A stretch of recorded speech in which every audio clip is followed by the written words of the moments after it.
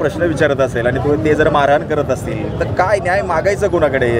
खरं तर आमच्या अकोले तालुक्यामध्ये जो काही प्रकार घडला तो अत्यंत दुर्दैवी आणि अत्यंत संतापजनक अशा प्रकारची बाब आहे। आमदाराला शेतकऱ्यांनी प्रश्न विचारावा आणि आमदारांनी तो प्रश्न सोडवण्याच्या ऐवजी विचारणाऱ्या शेतकऱ्याला जर त्याला मारहाण होत असेल तर मला वाटतं असा आमदार या महाराष्ट्राला कोणी दिला नाही पाहिजे, असा आमदार आम्हाला नको। आणि म्हणून जे काय घडलं आमदारांकडून ते अत्यंत चुकले।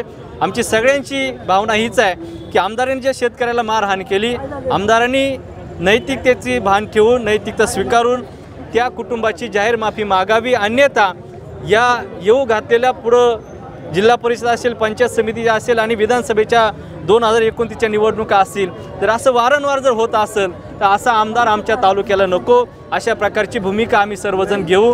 या तालुक्यामध्ये सातत्यानं आमदाराकडून अशा प्रकारच्या घटना वारंवार घडलेल्या आहे। ही मला वाटतं 5वी-6वी केस असावी का नागरिकांना, शेतकऱ्यांना, मतदारांना मारणं, आणि म्हणून ही अत्यंत अशोभनीय अशा प्रकारची बाब आहे।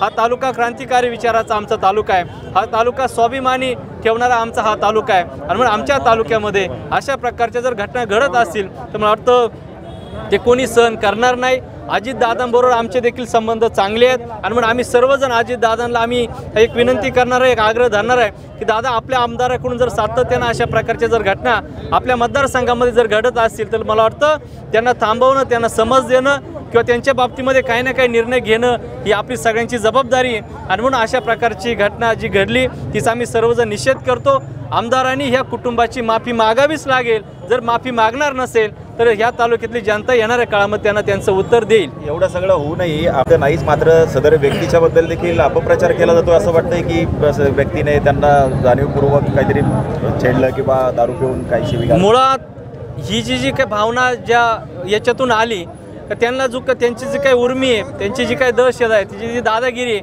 ही अत्यंत डोक्यात गेलेली हवा आहे। ही जर हवा जर गेली नसती तर आमच्या शेतकऱ्याला आमदारानं मारलं नसतं।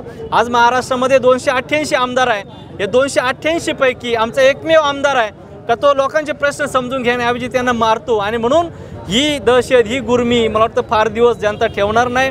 त्यांच्याकडून जे काय घडले ते कोणीच समर्थन करणार नाही, ते चुकलंच आहे। आणि म्हणून त्यांना जर याच्यातून सावरायचं असेल तर त्यांनी नैतिकतेची जबाबदारी भान ठेवून त्यांनी त्या कुटुंबाची माफी मागली पाहिजे।